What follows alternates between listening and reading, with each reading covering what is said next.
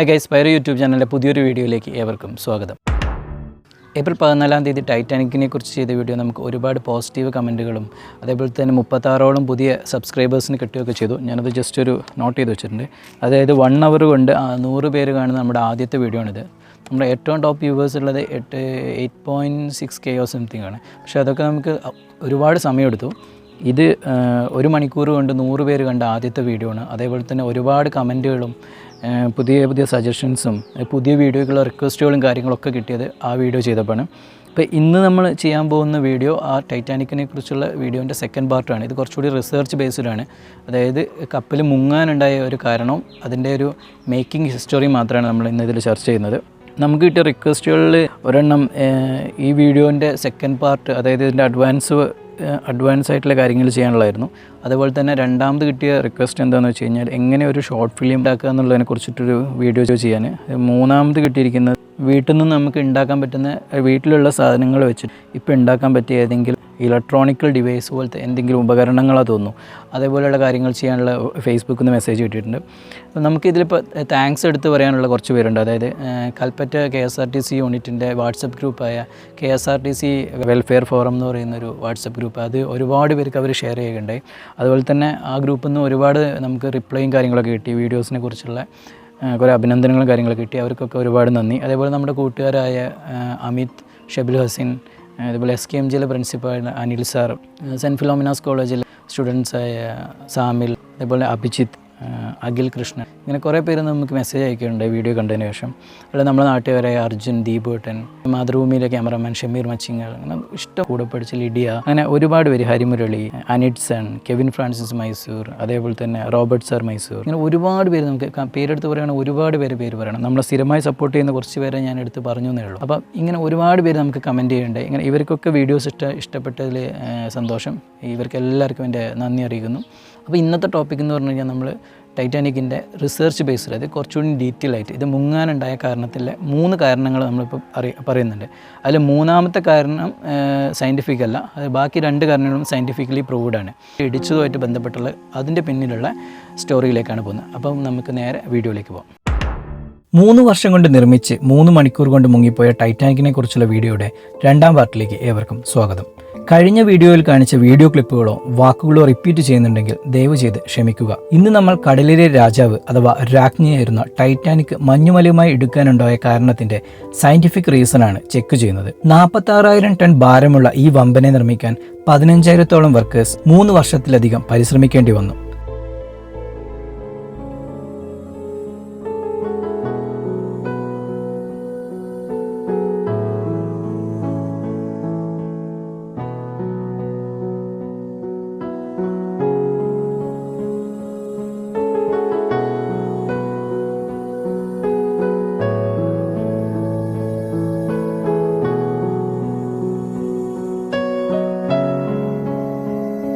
നിർമ്മാതാക്കൾ വാശി പിടിച്ച കാര്യങ്ങളായിരുന്നു ടൈറ്റാനിക്കിന്റെ വലുപ്പത്തിലും ഭംഗിയിലും സേഫ്റ്റിയിലും ഒന്നാമതാക്കുക എന്നത്.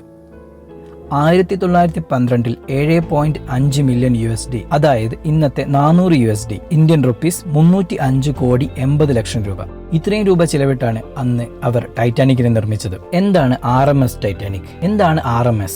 റോയൽ മെയിൽ സ്റ്റീമർ അഥവാ റോയൽ മർച്ചന്റ് ഷിപ്പ്. ഇതാണ് RMSന്റെ ഫുൾ ഫോം. ഇനി ടൈറ്റാനിക് എന്ന് പറഞ്ഞു കഴിഞ്ഞാൽ ഗ്രീക്ക് മെത്തഡോളജി പ്രകാരം പവർ, ശക്തി, സ്ട്രോങ്, ആ ഒരു വേർഡിന്റെ അർത്ഥം അവരുദ്ദേശിച്ചത് അതിന്റെ വലുപ്പവും ശക്തിയുമാണ്. ടൈറ്റാനിക്കിനെ കുറിച്ചുള്ള ഒരു ഫാക്ട്: ടൈറ്റാനിക് ദുരന്തത്തിന് 14 വർഷം മുമ്പ് മോർഗൻ റോബർട്ട്സൺ എന്ന നോവലിസ്റ്റ് തന്റെ നോവലിൽ ഇത്തരമൊരു കപ്പൽ ദുരന്തം അതേപടി വർണ്ണിച്ചിരുന്നു. സൗത്താംപ്ടണിൽ നിന്ന് ന്യൂയോർക്കിലേക്കുള്ള ഒരു കൂറ്റൻ ആഡംബര കപ്പൽ വടക്കേ അറ്റ്ലാന്റിക്കിൽ മുങ്ങിത്താഴുന്ന കഥ.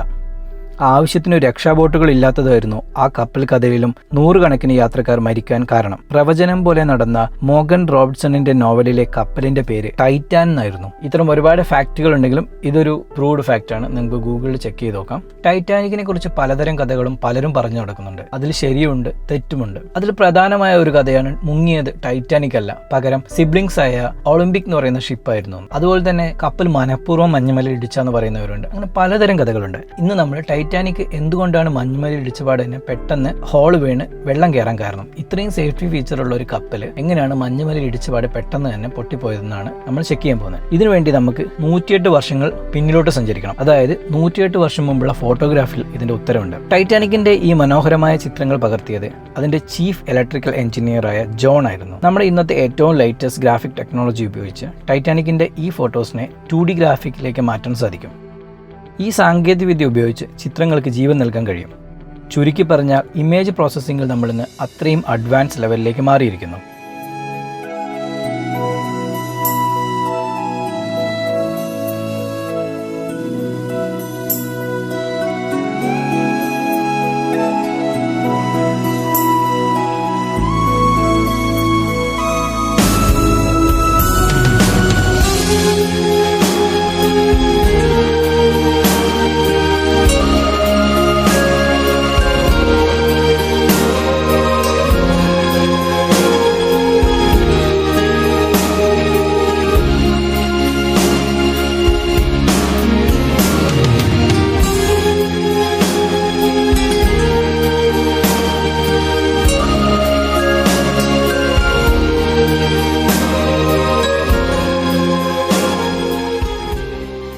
എൻ്റെ ഫോട്ടോഗ്രാഫിയുടെ പാർട്ട് 1 വീഡിയോ കണ്ടവർക്കറിയാം, ഡിജിറ്റൽ ഫോട്ടോഗ്രാഫിയേക്കാൾ ഡെപ്ത് അനലോഗ് ഫോട്ടോസിനാണ് നമ്മളതിൽ മെൻഷൻ ചെയ്തിട്ടുണ്ട്. അതല്ലാതെ എല്ലാവർക്കും അറിയാം, ടൈറ്റാനിക് റിസർച്ച് എക്സ്പേർട്ടായ സ്റ്റീൽ റഫി ഈ ചിത്രങ്ങളെക്കുറിച്ച് വളരെയധികം പഠിച്ചിരുന്നു. വളരെ പ്രൊഫഷണലായി എടുത്ത ഈ ചിത്രങ്ങൾ എടുത്തു പറയേണ്ട ഒരു കാര്യം തന്നെയാണ്. കപ്പലിൻ്റെ ഈച്ച് ആൻഡ് എവറി പാർട്ട് വളരെ വ്യക്തമായി അദ്ദേഹം ക്യാമറയിൽ പകർത്തി വരുന്നു. അദ്ദേഹത്തിൻ്റെ എടുത്തു പറയേണ്ട ചിത്രങ്ങളിൽ ഒന്നാണ് ഒരു സീരീസ് ഫോട്ടോ. കപ്പൽ കടലിലേക്ക് ഇറങ്ങുന്നതിന് മുമ്പ് അദ്ദേഹം എടുത്ത 4 ഫോട്ടോസ്. നമ്മുടെ ഇന്നത്തെ അഡ്വാൻസ് ഗ്രാഫിക്സ് ടെക്നോളജി ഉപയോഗിച്ച് നമുക്ക് ഇന്ന് അതൊരു വീഡിയോ ആയിട്ട് കാണാൻ സാധിക്കും.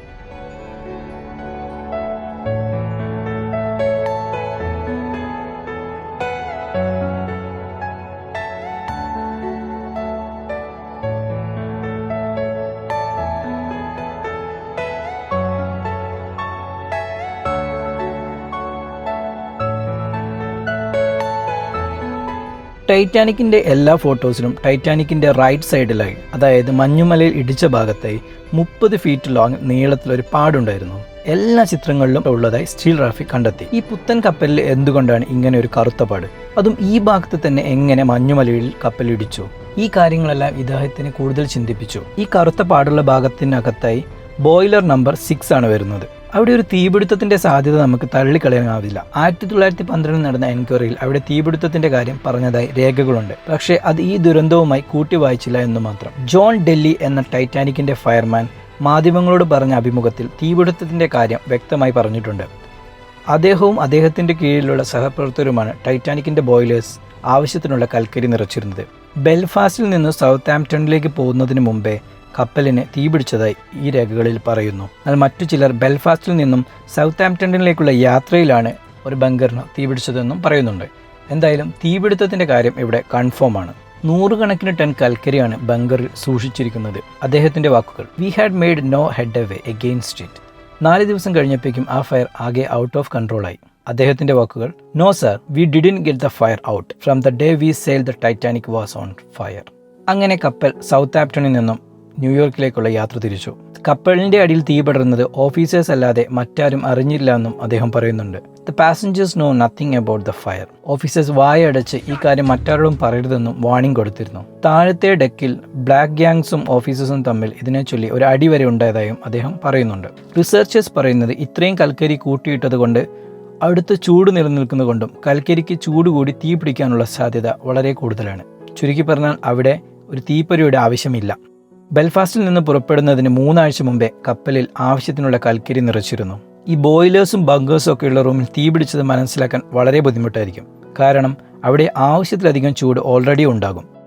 റിസർച്ചേഴ്സിൻ്റെ കണക്ക് പ്രകാരം 500 മുതൽ 1000 ഡിഗ്രി സെൽഷ്യസ് ആണ് ഇവിടുത്തെ തീയുടെ ചൂട് കണക്കാക്കുന്നത്. ബസ്സിൻ്റെ ഉള്ളിൽ കമ്പികളുള്ള പോലെ ഷിപ്പിൻ്റെ ഉള്ളിൽ സ്റ്റീൽ ബാറുകൾ ഉപയോഗിച്ചാണ് അതിൻ്റെ ബാലൻസിങ്ങും അതേപോലെ അതിൻ്റെ സ്ട്രക്ചറും അത്രയും വെയിറ്റ് താങ്ങാനുള്ള കാര്യങ്ങളെല്ലാം നമ്മൾ വണ്ടിയുടെ ചെയ്സൊക്കെ ഉള്ള പോലെ ആ ഒരു രീതിയിൽ ഇതിൽ സ്റ്റീൽ ബാറുകൾ വെച്ചിട്ടാണ് നമ്മൾ ഇതിനെ ബാലൻസ് ചെയ്തിരിക്കുന്നത് ഷിപ്പിനെ മൊത്തം. അപ്പോൾ കണ്ടിന്യൂസ്ലി ദിവസങ്ങളോളം ഇത്രയും ടെമ്പറേച്ചർ ചൂട് അതിൻ്റെ ഉള്ളിൽ നിലനിൽക്കുകയാണെങ്കിൽ ഈ സ്റ്റീൽ ബാറുകളെ ബെൻഡ് ചെയ്യിക്കാനും അല്ലെങ്കിൽ അതിൻ്റെ ആ ഒരു ഫിസിക്കൽ സ്ട്രക്ചറിൽ എന്തെങ്കിലും ഒരു മാറ്റം വരാൻ ഈ ചൂട് ധാരാളമാണ്. ഇതേപോലെ ഇത്രയും ചൂടിൽ ഉരുക്കിയാണ് ഈ ലോഹങ്ങൾ ഉണ്ടാക്കിയെന്ന് നമ്മൾ മറക്കരുത്. കണ്ടിന്യൂസ് ആയിട്ടുള്ള ഈ ചൂട് ടൈറ്റാനിക്കിൻ്റെ സ്റ്റീൽ ബാറുകളെ വളരെയധികം ബാധിച്ചിരുന്നു. ഈ സ്റ്റീൽ ബാറുകൾക്കിടയിലുള്ള ഗ്യാപ്പിലാണ് ഈ വെള്ളം കയറി കഴിഞ്ഞാൽ ആ വെള്ളത്തിനെ സംഭരിക്കാനുള്ള സിസ്റ്റം അവർ ചെയ്തിരുന്നത്. ടൈറ്റാനിക്കിൻ്റെ യാത്രയുടെ തുടക്കത്തിൽ തന്നെ മെക്കാനിക്കൽ ടീമിലുള്ളവരും അതേപോലെ ബ്ലാക്ക് യങ്സ് ടീമും മറ്റ് ക്രൂ മെമ്പേഴ്സും യാത്രയുടെ കുറച്ചു മുമ്പ് തന്നെ ലീവിന് അപ്ലൈ ചെയ്ത് പോവുകയുണ്ടായി. കുറച്ചു പേര് ബെൽഫാസ്റ്റിൽ നിന്നും മറ്റു ചില സൗത്ത് ആംപ്ടണിൽ നിന്നും ലീവിന് അപ്ലൈ ചെയ്തു. അപ്പോൾ തന്നെ സബ്സ്റ്റിറ്റ്യൂട്ടായിട്ട് പുതിയ ക്രൂ മെമ്പേഴ്സിനെ കമ്പനി അതിലേക്ക് ചേർത്തിരുന്നു. ഈ തീപിടുത്തത്തിന്റെ ഒരു വാർത്ത പോലും ആരും പുറലോകത്ത് എത്തിച്ചിരുന്നില്ല. എന്തുകൊണ്ടായിരിക്കും കപ്പലിന്റെ ഒരു നെഗറ്റീവ് വാർത്തകളും പുറത്തു വരാതിരിക്കാൻ കാരണം മറ്റൊന്നുമല്ല. ഒഴുകി നടക്കുന്ന ഏതൊരു കപ്പലിനേക്കാളും 50% വലുപ്പമുള്ള തങ്ങളുടെ കപ്പലിനെ കഴിഞ്ഞിട്ടേ മറ്റൊരു കപ്പൽ ഉള്ളൂ എന്ന കമ്പനിയുടെ അഹങ്കാരം അവരെല്ലാ നെഗറ്റീവ് വാർത്തകളും ഒതുക്കിയിരുന്നു. ടൈറ്റാനിക്കിന്റെ ഓണറായിരുന്ന വൈറ്റ് സ്റ്റാർ ലൈൻ കമ്പനി ബിസിനസ്സിൽ വളരെ താഴോട്ട് പോയിക്കൊണ്ടിരിക്കുന്ന ഒരു കാലം. വൈറ്റ് സ്റ്റാർ ലൈനിന്റെ ചെയർമാനായിരുന്ന ജെ ബ്രൂസ് ഇസ്മൈ വളരെ പാടുപെട്ടിരുന്നു കമ്പനിയെ മുന്നോട്ട് കൊണ്ടുപോയത്.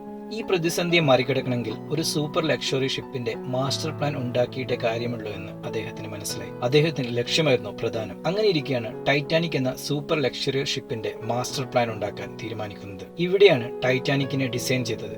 ജെ ബ്രൂസ് ഇസ്മൈ ഇടയ്ക്കിടയ്ക്ക് വന്ന് അദ്ദേഹത്തിന്റെ ആശയങ്ങൾ അവരുടെ തലയിൽ അടിച്ചേൽപ്പിക്കുക പതിവായിരുന്നു. ഇതിന്റെ ഇടയ്ക്കാണ് ടൈറ്റാനിക്കിന്റെ സിസ്റ്റർ ഷിപ്പായ ഒളിമ്പിക് ഒരു നേവിയുടെ ഷിപ്പുമായി കൂട്ടിയിടിക്കുന്നത്. ഇടിയുടെ ആഘാതത്തിൽ ഷിപ്പ് മുഴുവനായി ഷെയ്ക്ക് ആകുകയും ക്രാക്കുകൾ ഉണ്ടാകുകയും ചെയ്തു. ഇതിൽ നിന്നും വൈറ്റ് സ്റ്റാർ ലൈൻ ഷിപ്പുകൾക്ക് ഉപയോഗിക്കുന്ന സ്റ്റീലിന്റെ ക്വാളിറ്റി മനസ്സിലാക്കാമായിരുന്നു. ദ പ്രിൻസിപ്പൽ ഷിപ്പ് സർവൈവറിന് കൊടുത്ത ഡോക്യുമെന്റ്സ് പ്രകാരം സ്പെഷ്യൽ കോട്ടിംഗ് ഉള്ള സ്റ്റീൽ മെറ്റീരിയൽസ് ആണ് കപ്പലിൽ ഉപയോഗിച്ചത് എന്നായിരുന്നു പറഞ്ഞത്. പക്ഷേ പിന്നീടാണ് കണ്ടെത്തിയത് അത് ഓർഡിനറി സ്റ്റീൽ മാത്രമായിരുന്നു. ഒളിമ്പിക്കിന്റെ ആക്സിഡന്റ് ടൈറ്റാനിക്കിന്റെ ലോഞ്ചിങ്ങിനെ ബാധിച്ചു. ടൈറ്റാനിക്കിന്റെ പ്രൊപ്പല്ലർ ഷാഫ്റ്റും മറ്റും ഒളിമ്പിക്കിലേക്ക് റീപ്ലേസ് ചെയ്യേണ്ടി വന്നു. എത്രയും പെട്ടെന്ന് ഒളിമ്പിക്കിനെ പഴയ പോലെയാക്കി. അത് പിന്നെയും 1 മാസം ടൈറ്റാനിക്കിന്റെ ഡെലിവറി വൈകിച്ചു. ന്യൂസ് പേപ്പറുകളിൽ പറഞ്ഞ സമയത്ത് ലോഞ്ച് ചെയ്യാൻ സാധിക്കാത്ത വൈറ്റ് സ്റ്റാർ ലൈനിനെ കുറിച്ച് വാർത്തകൾ വന്നു. ഇത് കമ്പനിയെ ഒരു പരിഹാസ കഥാപാത്രമായി ചിത്രീകരിച്ചു. അങ്ങനെ ഇരിക്കെയാണ് ആറ്റുനോറ്റ് ടൈറ്റാനിക് ഇറങ്ങുന്നത്. അതുകൊണ്ടായിരിക്കണം പറഞ്ഞ വാക്ക് പാലിക്കാതെ കോമാളിയാവാതിരിക്കാൻ ടൈറ്റാനിക് ഫോഴ്സ്ഫുള്ളി യാത്ര തുടങ്ങുന്നത്. അപ്പോഴേക്കും 70 ടൺ കൽക്കരിക്ക് തീ പിടിച്ചിരുന്നു. ടൈറ്റാനിക്കിന്റെ വാട്ടർ ടൈറ്റ് കമ്പാർട്ട്മെന്റിന്റെ സൈഡ് വാൾ ചൂടുകൊണ്ട് വളഞ്ഞുപോയി. ആ പാടാണ് നമ്മൾ കറുത്ത കളറിൽ ടൈറ്റാനിക്കിന്റെ പുറം ഭാഗത്ത് കാണുന്നത്. ടൈറ്റാനിക്കിന്റെ റേഡിയോ സന്ദേശത്തിൽ തീ അടുത്ത ചേംബറിലേക്ക് പടരുന്നതിനെ കുറിച്ച് വ്യക്തമായി റിപ്പോർട്ട് ചെയ്തിട്ടുണ്ട്. ടൈറ്റാനിക് തന്റെ ടോപ്പ് സ്പീഡായ 23 നോട്ട്സ് നിലനിർത്തുന്നതിൽ പരമാവധി ശ്രദ്ധിച്ചിരുന്നു. മഞ്ഞുമലകളുടെ വ്യക്തമായ നിർദ്ദേശം കിട്ടിയിട്ടും ടൈറ്റാനിക് മുഴുവൻ സ്പീഡിൽ തുടരാൻ കാരണം കൽക്കരി തീരുമോ എന്നുള്ള ഭയമാണോ അതോ പറഞ്ഞ സമയത്ത് എത്താനുള്ള ശ്രമമോ? J Bruce is my captain സ്മിത്തിനോട് ice മലകൾ ഇടിക്കുന്നതിനെ കുറിച്ച് ചോദിച്ചെങ്കിലും അറ്റ്ലാന്റിക്കിന്റെ നടുവിൽ ഇന്ധനം തീർന്നു പോകുന്നതിനെ കുറിച്ചായിരുന്നു അവരുടെ ചിന്ത. വെള്ളം കയറിയാൽ എഞ്ചിൻ റൂമിനെ സെപ്പറേറ്റ് ചെയ്യാൻ റിമോട്ട്ലി ഓപ്പറേറ്റ് ചെയ്യാവുന്ന ഇലക്ട്രിക് ഡോറുകൾ ഉണ്ടായിരുന്നു കപ്പലിന്. പക്ഷേ ഇതിന്റെ വാൾ ചൂടുകൊണ്ട് നശിച്ചത് ആരും ശ്രദ്ധിച്ചില്ല, അഥവാ അറിഞ്ഞിട്ടും അറിയാത്ത പോലെ നടന്നു. മുമ്പ് പറഞ്ഞതുപോലെ സമയം രാത്രി 11:40. ബോയിലർ നമ്പർ 6 ഉള്ള ഭാഗം ഐസ് കട്ടയിൽ ശക്തിയായി ഇടിച്ചു. 46,000 ടൺ പ്ലസ് ഓൺബോർഡ് വെയിറ്റുള്ള ഒരു കപ്പൽ 45 കിലോമീറ്റർ സ്പീഡിൽ വന്ന് ഇടിച്ചാൽ ഉണ്ടാവുന്ന ഇമ്പാക്റ്റിനെ കുറിച്ച് ഒന്ന് ആലോചിച്ചു നോക്കൂ. പെട്ടെന്ന് തന്നെ ആ ഭാഗം പൊട്ടി, ഉള്ളിൽ വെള്ളം കയറി. പക്ഷേ ബുദ്ധിപൂർവ്വം ഡോറടിച്ച ക്യാപ്റ്റന് തെറ്റി. മറച്ചുവെച്ച തീപിടുത്തം വൻ വിനയായി. വാൾ ലീക്കായി. നിമിഷ നേരം കൊണ്ട് ആയിരക്കണക്കിന് ലിറ്റർ ജലം ഇരച്ചു കയറി. ഷിപ്പിന്റെ ബാലൻസ് നഷ്ടപ്പെട്ടു. വെള്ളത്തിന്റെ വെയിറ്റ് കാരണം കപ്പലിന്റെ മുൻഭാഗം പതിയെ താവാൻ തുടങ്ങി. ഒരു പക്ഷേ കപ്പൽ വളയ്ക്കാതെ നേരിട്ട് മഞ്ഞുമലയിൽ ഇടിച്ചിരുന്നെങ്കിൽ കപ്പലിന്റെ മുൻഭാഗത്ത് മാത്രമേ ക്ഷതമേൽക്കുകയുള്ളൂ. അങ്ങനെ ക്ഷതമേറ്റാലും മുന്നിലുള്ള 3 എയർടൈറ്റ് ബ്ലോക്കിലേക്ക് വെള്ളം കയറിയാലും കപ്പലിനത് അതിജീവിക്കാൻ സാധിക്കുമായിരുന്നു. പക്ഷേ ഇവിടെ 4-ലധികം എയർടൈറ്റ് ബ്ലോക്കുകളിലേക്ക് വെള്ളം കയറി. 4 എയർടൈറ്റ് ചേംബറുകളിലേക്ക് വെള്ളം അറ്റ് എ ടൈമിൽ കയറി കഴിഞ്ഞാൽ അത്രയും വെയിറ്റ് ബാലൻസ് ചെയ്യാനുള്ള ഒരു സിസ്റ്റം ടൈറ്റാനിക്കിൽ ഉണ്ടായിരുന്നില്ല. ആ തീപിടുത്തം ശ്രദ്ധിച്ചിരുന്നെങ്കിൽ ടൈറ്റാനിക്കിന് ഈ ഇടി അതിജീവിക്കാമായിരുന്നു. കാരണം ഈ ഗ്രാഫിക്കൽ കണ്ടീഷൻ നിങ്ങൾക്ക് നോക്കാം. നീല നിറത്തിൽ കാണുന്നത് മെറ്റൽ ബൾജ് ചെയ്ത് വന്നതാണ്. അതായത് ഇത്രയും ചൂട് താങ്ങാനാവാതെ മെറ്റൽ ബൾജ് ചെയ്ത് വന്നിരിക്കുകയാണ്. നമുക്ക് ഇങ്ങനെ ബെൻഡ് ഉണ്ടാവുന്നത് ആ മെറ്റലിന് താങ്ങുന്നതിലും അപ്പുറമായിരുന്നു അവിടുത്തെ ടെമ്പറേച്ചർ. അപ്പോൾ ഈ ഫയർ ഉണ്ടായത് നമുക്ക് അസ്യൂം ചെയ്യാം, അതായത് കപ്പലിൽ എന്ന് കൽക്കരി കയറ്റിയോ അതിന് കുറച്ച് ദിവസങ്ങൾക്ക് ശേഷമായിരിക്കാം. ഒരുപക്ഷെ ഒരാഴ്ചയ്ക്ക് ശേഷം തീ പിടിച്ചിട്ടുണ്ടാകാം. ഇത്രയും ചൂട് കൊണ്ട് ചുട്ടു പഴുത്തു നിൽക്കുന്ന മെറ്റൽ ബാറിലേക്ക് വെള്ളത്തിന്റെ ഫോഴ്സ് കൂടെ വന്നപ്പോൾ ബും. ഓണറായ ഇസ്മൈ അദ്ദേഹത്തിന്റെ പേര് തലതിരിച്ചെഴുതിയ ടെലിഗ്രാം മെസ്സേജുകളിൽ ഫയർമാനെ എല്ലാം അവിടെ നിന്ന് മാറ്റുന്നതിനെ കുറിച്ചും ഫയർമാൻമാർ ആരും ജീവിച്ചിരിപ്പില്ല എന്നും അദ്ദേഹം എഴുതി മെസ്സേജ് അയച്ചിരുന്നു. അന്ന് തന്നെ തീപിടുത്തത്തെക്കുറിച്ചുള്ള തെളിവുകൾ മായ്ച്ചു കളഞ്ഞിരുന്നു. അമിതമായ സ്പീഡ് കൊണ്ടാണ് ടൈറ്റാനിക് ഇടിച്ചതെന്ന് വിലയിരുത്തി. തീയുടെ കാര്യം ആരും പറഞ്ഞതുമില്ല. ഈ ഒരു കാരണം കൊണ്ടാണ് ടൈറ്റാനിക്കിന്റെ ബോഡിയുടെ ആ ഒരു ശക്തി നഷ്ടപ്പെട്ടത്. ഇത്രയും ക്വാളിറ്റിയിൽ ഒരു യുദ്ധക്കപ്പലിന്റെ മാതൃകയിൽ നിർമ്മിച്ച ടൈറ്റാനിക് ഒറ്റയിടിക്ക് തന്നെ അതിന്റെ ഹള്ള് പൊട്ടാൻ കാരണം ആ ഭാഗത്തെ ചൂട് കൊണ്ട് അവിടുത്തെ മെറ്റലിന്റെ കാഠിന്യം നഷ്ടപ്പെട്ടു. ഇതുകൊണ്ടാണ് ഒറ്റയിടിക്ക് തന്നെ ടൈറ്റാനിക്കിന്റെ ബോഡി പൊട്ടാൻ കാരണം. അതുപോലെ തന്നെ ഗ്രീൻലാൻഡിൽ നിന്ന് ഒഴുകി വന്ന ഈ ഐസ് മലകൾക്കുള്ളിൽ വെറും ഐസ് മാത്രമല്ല, കാരണം ടൈറ്റാനിക്കിനെ വെള്ളത്തിന്റെ അടിയിൽ പോയി കളക്ട് ചെയ്തപ്പോൾ, അതായത് ജെയിംസ് കാമറൂണും ടീമും ഇത് ഷൂട്ട് ചെയ്യുന്നതിന്റെ ഭാഗമായിട്ടും അതേപോലെ നാഷണൽ ജിയോഗ്രാഫിന്റെ റിസർച്ചേഴ്സും കപ്പലിൽ പോയി എടുത്ത ഒരു പാറ കഷ്ണം, ഒരു വലിയൊരു പാറയുടെ ഒരു പീസ്, ഇത്തരം പാറ കഷ്ണങ്ങൾ കടലിനടിയിൽ ഉണ്ടാവാറില്ല, അതും ഇത്രയും ഡീപ്പിൽ ഉണ്ടാവാറില്ല. അതേപോലെയുള്ള പാറ കഷ്ണങ്ങൾ പിന്നെ ഗ്രീൻലാൻഡ് ഭാഗത്താണ് കിട്ടാറുള്ളത്. ടൈറ്റാനിക്കിൽ നിന്ന് കിട്ടിയ പാറ കഷ്ണങ്ങളിൽ നിന്നും നമുക്ക് മനസ്സിലാക്കാം ഈ ഐസ് കഷ്ണത്തിനുള്ളിൽ വെറും ഐസ് മാത്രമല്ല, അതേപോലെ പാറയുടെയും കല്ലിന്റെയും അംശങ്ങളുണ്ടെന്നും. അതുകൊണ്ടാണ് ഒറ്റയിടിക്ക് തന്നെ ടൈറ്റാനിക്കിന്റെ ഹള്ള് പൊട്ടിപ്പോയത്. കൂടെ ഈ മെറ്റലിന്റെ ചൂട് കാരണം അതിന്റെ കട്ടിയും നഷ്ടപ്പെട്ടു. ഒന്നാമത്തെ റിസർച്ച് പ്രകാരം തീ പിടിച്ചത് കൊണ്ടായിരുന്നു ടൈറ്റാനിക് മുങ്ങാനുള്ള മെയിൻ കാരണം. ഒരു പക്ഷേ ആ ഒരു ഒറ്റ ഇടിയിൽ ഒരു ഭാഗം മാത്രം പൊട്ടി ആ ഒരു എയർ ടൈറ്റ് ബ്ലോക്കിലേക്ക് മാത്രം വെള്ളം കയറി അതിനവിടെ ബ്ലോക്ക് ചെയ്ത് വെച്ചിരുന്നെങ്കിൽ ടൈറ്റാനിക്കിന് സർവൈവ് ചെയ്യാൻ സാധിക്കുമായിരുന്നു. ഇനി രണ്ടാമത്തെ റിസർച്ച് പ്രകാരം എല്ലാവരും പറയുന്ന ഒരു കാര്യമാണ് 1912 ഏപ്രിൽ 14 വളരെ തെളിഞ്ഞ ഒരു ആകാശമായിരുന്നു. ശാന്തമായ സമുദ്രത്തിൽ ഒരുപാട് നക്ഷത്രങ്ങളെ കുറിച്ച് രക്ഷപ്പെട്ട എല്ലാ വ്യക്തികളും പറഞ്ഞിട്ടുണ്ട്. ഇത്രയും ക്ലിയർ ആയ ഒരു അറ്റ്മോസ്ഫിയറിൽ എങ്ങനെയാണ് ഒരു കപ്പൽ പോയി മഞ്ഞുമലയിൽ ഇടിക്കുന്നത്? അടുത്തു നിന്ന് വന്ന ഷിപ്പുകളിൽ നിന്നുള്ള സിഗ്നൽ എന്തുകൊണ്ടാണ് അവർ പരിഗണിക്കാത്തത്? ഇന്ന് ടൈറ്റാനിക്കിന്റെ വലിയൊരു ഭാഗം കടലിൽ നിന്നെടുത്ത് മ്യൂസിയത്തിൽ സൂക്ഷിച്ചു വെച്ചിട്ടുണ്ട്. അതിന്റെ ഇപ്പോഴത്തെ സ്ട്രെങ്ത് കണ്ടാൽ അറിയാം ടൈറ്റാനിക്കിന്റെ ബിൽഡ് ക്വാളിറ്റി. യുദ്ധക്കപ്പലുകളെ പോലെയുള്ള കോട്ടിംഗ്, അത്രയും കട്ടിയുള്ള ഗ്ലാസ് പീസുകൾ അന്നുണ്ടായതിൽ വെച്ച് ഏറ്റവും ബെസ്റ്റ് ക്രൂ മെമ്പേഴ്സ് ആയിരുന്നു ടൈറ്റാനിക്കിൽ ഉണ്ടായത്. ഈ റിസർച്ച് പ്രകാരം ക്വാളിറ്റിയിൽ ടൈറ്റാനിക് ഒട്ടും കോംപ്രമൈസ് ചെയ്തിട്ടില്ല. പാസഞ്ചേഴ്സിന്റെ കംഫർട്ടിന് വേണ്ടി എല്ലാ കാര്യങ്ങളും ടൈറ്റാനിക് പ്രൊവൈഡ് ചെയ്തിരുന്നു. ടൈറ്റാനിക് പുറപ്പെടുന്നതിന്റെ ഒരു ദിവസം മുമ്പ് തന്നെ എഞ്ചിൻ ഓൺ ചെയ്തു വെച്ചതിന്റെ തെളിവുകളുണ്ട്. ടൈറ്റാനിക്കിന് പൂർണ്ണ കരുത്ത് കിട്ടുന്നതിനായിരുന്നു ഇങ്ങനെ ചെയ്തത്. ടൈറ്റാനിക് യാത്ര ചെയ്യാൻ പോകുന്ന ലൈനിനെ കുറിച്ച് ആശങ്കകൾ വളരെ കുറവായിരുന്നു. ദിവസവും ആയിരക്കണക്കിന് കപ്പലുകളാണ് അതിലെ പോയി വന്നിരുന്നത്. ലാബ്രഡോർ കറന്റ് എന്ന തണുത്ത ജലപ്രവാഹം ഐസുകളെയും കൊണ്ട് ചൂടുള്ള ഗൾഫ് സ്ട്രീമിലേക്ക് കടക്കുന്ന സമയം വളരെയധികം നക്ഷത്രങ്ങളുള്ള ആകാശം നോക്കി ടൈറ്റാനിക് കുതിച്ചു പാഞ്ഞു. വളരെ നല്ല കാപ്റ്റൻ സ്മിത്ത് ക്യാബിനിലേക്ക് മടങ്ങിപ്പോയി. ഈ സമയത്ത് തൊട്ടടുത്തുള്ള കാലിഫോർണിയൻ കപ്പൽ 3 ഐസ് മലകൾ പിന്നിട്ട് ഒരു വലിയ മലയുടെ മുമ്പിൽ നിർത്തി. ഇനി മുന്നോട്ട് പോവാൻ കഴിയില്ല, ചുറ്റും ഐസ് വന്നിരിക്കുന്നു. അവർ നങ്കൂരമിട്ടു. മറ്റു കപ്പലുകൾക്ക് സന്ദേശം അയക്കാൻ മറന്നില്ല. ടൈറ്റാനിക്കിനെ അവർ ബൈനോക്കുലറിലൂടെ കണ്ടു. അവരുടെ റേഡിയോ ഓപ്പറേറ്റർ ടൈറ്റാനിക്കിനും മെസ്സേജ് അയച്ചു. ഈ സമയത്ത് ഒരുപാട് നക്ഷത്രങ്ങളുള്ള ആ രാത്രിയിൽ ലൈറ്റിംഗ് സിസ്റ്റം ഉപയോഗിച്ചുള്ള സിഗ്നൽ പരാജയമായിരുന്നു. എന്നാലും റേഡിയോ ഓപ്പറേറ്റർ സിഗ്നൽ അയച്ചു. ഈ സമയം ടൈറ്റാനിക് ന്യൂയോർക്കിലേക്കുള്ള കാർഗോ മെസ്സേജുകൾ അയക്കുന്നതിന്റെ തിരക്കിലായിരുന്നു. അവർ റിപ്ലൈ കൊടുത്തു, sorry man, we are busy with our work. ടൈറ്റാനിക്കും കാലിഫോർണിയനും തമ്മിൽ വെറും 16 കിലോമീറ്റർ ഡിസ്റ്റൻസ് മാത്രമേ ഉണ്ടായിരുന്നുള്ളൂ. റേഡിയോ മെസ്സേജ് റിജക്ട് ചെയ്തതിനെ തുടർന്ന് യാത്ര നിർത്തിവെച്ച കാലിഫോർണിയ റേഡിയോ റൂം അടച്ച് എഴുന്നേറ്റ് പോയി. എല്ലാവരും ഉറങ്ങാനായി തയ്യാറായി. പെട്ടെന്ന് ടൈറ്റാനിക്കിൽ വാണിംഗ് വന്നു. ഐസ്. വൈകിപ്പോയി. ടൈറ്റാനിക് ഐസിലിടിച്ചു.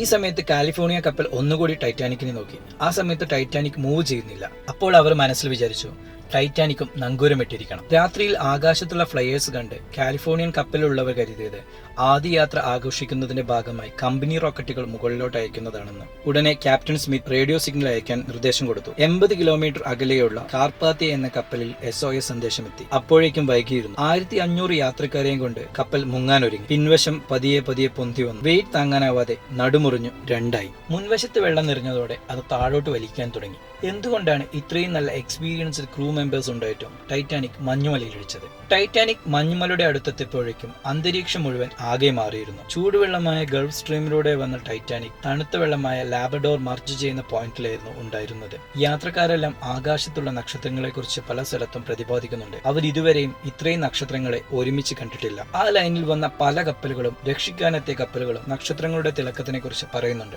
പല കപ്പലുകളുടെയും 108 വർഷം മുമ്പുള്ള ട്രാവൽ ഹിസ്റ്ററി നോക്കിയാൽ നക്ഷത്രങ്ങളുടെ റിഫ്ലക്ഷനെ കുറിച്ച് പറയുന്നുണ്ട്. മിറേജ്, അതായത് മരീചിക. മരീചികയെ കുറിച്ചും പലരും ഇവിടെ പ്രതിപാദിക്കുന്നു. നിങ്ങൾ ലോങ് റോഡിലൂടെ പോകുമ്പോൾ മരീചിക കണ്ടിട്ടുണ്ടാവും. അതുപോലെ മരുഭൂമിയിൽ വെള്ളമുള്ളതായി തോന്നുന്നതിനെ കുറിച്ച് പറയുന്നത് കേട്ടിട്ടില്ല. ഇതാണ് മിറേജ്. എയർ ഡെൻസിറ്റി മൂലമാണ് ഇതുണ്ടാകുന്നത്. ഇത്തരം മിറേജുകൾ കണ്ട് തെറ്റിദ്ധരിച്ച് UFO ആണെന്ന് വിചാരിച്ചവർ വരെയുണ്ട്. ആദ്യം മരീചിക എന്താണെന്ന് നോക്കാം, അഥവാ മിറേജ്. ഉയർന്ന താപനില വ്യത്യാസം മൂലം പ്രകാശത്തിന് സാധാരണയിൽ കവിഞ്ഞ അപഭംഗം തുടർച്ചയായി സംഭവിച്ച് വസ്തുക്കളുടെ പ്രതിബിംബം ഉണ്ടാവുന്നു. അതായത് കൂടിയ താപനില ഭൂതലത്തിനടുത്ത് അടുത്തും കുറഞ്ഞ താപനില ഉയരത്തിലും വന്നാൽ മുകളിൽ നിന്ന് താഴോട്ട് വരുന്ന രശ്മികൾ മുകളിലേക്ക് തന്നെ വളയുന്നു. ഇങ്ങനെ താഴെ ജലമുണ്ടായതുപോലെ വസ്തുക്കളുടെ തല കീഴായുള്ള പ്രതിബിംബം ഉണ്ടാവുന്നു. ഇനി തിരിച്ചാണെങ്കിൽ, അതായത് തണുത്ത പ്രതലത്തിലേക്ക് കൂടിയ താപനില വന്നു കഴിഞ്ഞാൽ അത് താഴെ നിന്ന് വളയുന്നു. ഇതിന്റെ ഫലമായി വസ്തു അന്തരീക്ഷത്തിൽ തങ്ങി നിൽക്കുന്നത് പോലെ തോന്നുന്നു. ഇങ്ങനെയുള്ള ഒപ്റ്റിക്കൽ ഇല്യൂഷൻ ആണ് മിറേജ്. മിറേജ് നമ്മൾ അടുക്കും തോറും ലെയർ ബൈ ലെയർ ആയി മാഞ്ഞുകൊണ്ടേയിരിക്കും. ഇത് നിങ്ങൾ സ്കൂളിൽ പഠിച്ചിട്ടുണ്ടോ? മിറേജ് ഉണ്ടാവണമെങ്കിൽ അവിടെ ടോട്ടൽ ഇന്റേണൽ റിഫ്ലക്ഷൻ നടക്കണം. അതായത് ഇതിന് 2 കണ്ടീഷൻ ഉണ്ട്. The light should be travel from the denser medium to rarer medium. പിന്നെ രണ്ടാമത്തെ കണ്ടീഷൻ എന്താ വെച്ചാൽ light should be hit an angle greater than critical angle.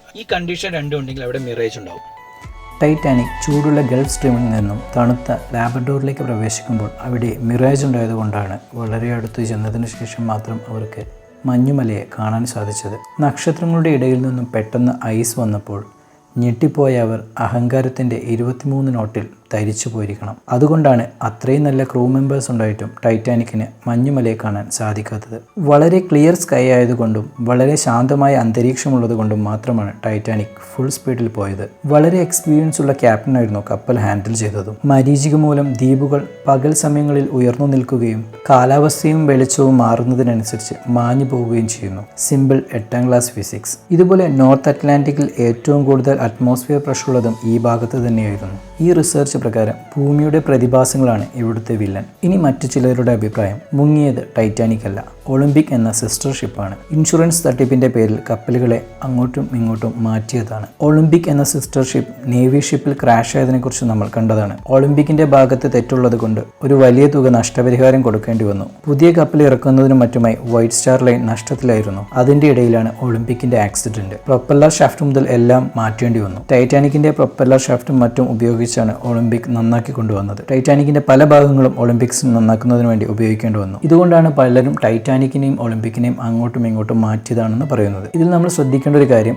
ഒളിമ്പിക്കിന്റെ left ഭാഗത്താണ് നേവി ഷിപ്പിൽ കൂട്ടിയിട്ടുണ്ടായ ക്രാഷിൽ അത് പൊട്ടിപ്പോയത്. എന്നാൽ ടൈറ്റാനിക് മഞ്ഞുമലയിൽ ഇടിച്ച് പൊട്ടിയത് അതിന്റെ റൈറ്റ് സൈഡിലാണ്. ലോകം അന്നുവരെ കണ്ടതിലേക്ക് വെച്ച് ഏറ്റവും വലിയ കപ്പലും അതിന്റെ രൂപഭാവത്തിലുള്ള മറ്റൊരു കപ്പലും. നമ്മൾ ഇതിനെക്കുറിച്ച് കൂടുതൽ പഠിക്കുകയാണെങ്കിൽ നമുക്ക് മനസ്സിലാവും, സാഹചര്യ തെളിവുകളെ വളച്ചൊടിച്ചുണ്ടാക്കിയ ഒരു കഥ മാത്രമാണിത്. ഈ ടൈറ്റാനിക്കിന്റെ കഥയിൽ വില്ലനുമുണ്ട്, നായകനുമുണ്ട്, തെറ്റുണ്ട്, ശരിയുണ്ട്. SOS സന്ദേശം ലഭിച്ച ഉടനെ വേഗപരിധി ലംഘിച്ച് പാഞ്ഞെത്തിയ കാർപാത്തിയ എന്ന കപ്പലിന്റെ ക്യാപ്റ്റൻ സർ ഓദർ റോസ്റ്റൺ ഏറെ ബഹുമതികൾ ഏറ്റുവാങ്ങി. ടൈറ്റാനിക് മുങ്ങി 3 മണിക്കൂറിന് ശേഷമാണ് കാർപാത്തിയ എന്ന കപ്പൽ എത്തിയത്. എന്നിട്ടും അവർക്ക് 706-ലധികം പേരെ രക്ഷിക്കാനായി. ടൈറ്റാനിക്കിന്റെ തൊട്ടടുത്ത് കുടുങ്ങിയ കാലിഫോർണിയ എന്ന കപ്പൽ മറ്റു കപ്പലുകൾക്ക് അയക്കുന്നത് പോലെ സന്ദേശം അയച്ചെങ്കിലും ടൈറ്റാനിക് റിജക്റ്റ് ചെയ്തു. യാത്ര നിർത്തിയതുകൊണ്ട് റേഡിയോ റൂം അടച്ച് എല്ലാവരും ഉറങ്ങാൻ പോയി. രാവിലെ SOS കണ്ടപ്പോഴാണ് അപകടം മനസ്സിലായത്. ടൈറ്റാനിക്കിന്റെ അടുത്തേക്ക് കാലിഫോർണിയ എത്തിയപ്പോഴേക്കും ഒഴുകി നടക്കുന്ന മൃതദേഹങ്ങൾ മാത്രമായിരുന്നു ഉണ്ടായത്. 1 വർഷത്തിനകം ക്യാപ്റ്റനായിരുന്ന സ്റ്റാൻലി ലോഡിനെ കമ്പനി പിരിച്ചുവിട്ടു. ജനങ്ങളുടെ മനസ്സിൽ സ്റ്റാൻലി ലോഡ് വില്ലനാകുകയും ചെയ്തു. കൃത്യസമയത്ത് എത്തിയിരുന്നെങ്കിൽ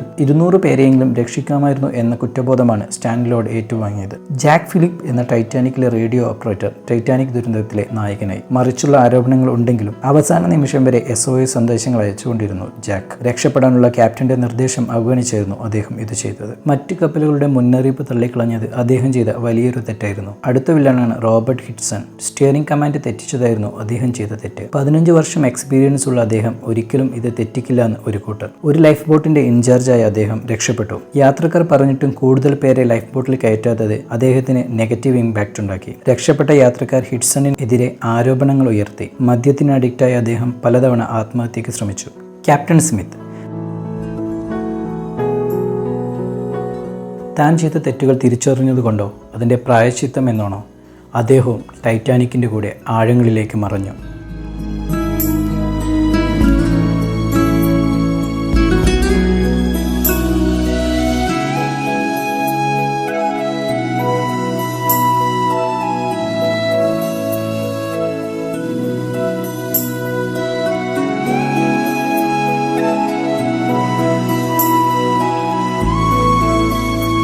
ടൈറ്റാനിക്കിൻ്റെ ദുരന്തം ഒരു ഓർമ്മപ്പെടുത്തലാണ്, മനുഷ്യൻ്റെ അമിതമായ ആത്മവിശ്വാസത്തിൻ്റെയും നിസ്സഹായതയുടെയും. ടൈറ്റാനിക്കിനെ കുറിച്ചുള്ള 2ാമത്തെ വീഡിയോ നിങ്ങൾക്ക് എല്ലാവർക്കും ഇഷ്ടമായെന്ന് വിചാരിക്കുന്നു. അതുപോലെ നിങ്ങൾ കമൻറ്റിൽ രേഖപ്പെടുത്തിയിട്ടുള്ള ഷോർട്ട് ഫിലിം മേക്കിങ്ങിൻ്റെ വീഡിയോസൊക്കെ നമ്മൾ ഇതിൽ ആഡ് ചെയ്യുന്നതാണ്.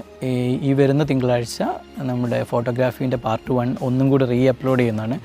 അതിൽ ചില ഓഡിയോ സിങ്കിങ് ഇഷ്യൂസ് ഉണ്ട്. പക്ഷേ നിങ്ങളത് കാര്യമാക്കണ്ട. അപ്പോൾ ഞാൻ ലേപ്പൽ മൈക്ക് യൂസ് ചെയ്തിട്ടില്ലായിരുന്നു. ക്യാമറേൻ്റെ ഈ ഫോണിൻ്റെ ക്യാമറയ്ക്ക് മൈക്ക് ചൂസ് ചെയ്യാനുള്ള ഒരു ചെറിയൊരു ഇഷ്യൂ ഉള്ളതിനെ കൊണ്ടായിരുന്നു അതിന് ഓഡിയോ സിങ്കിങ് ഇഷ്യൂ വന്നത്.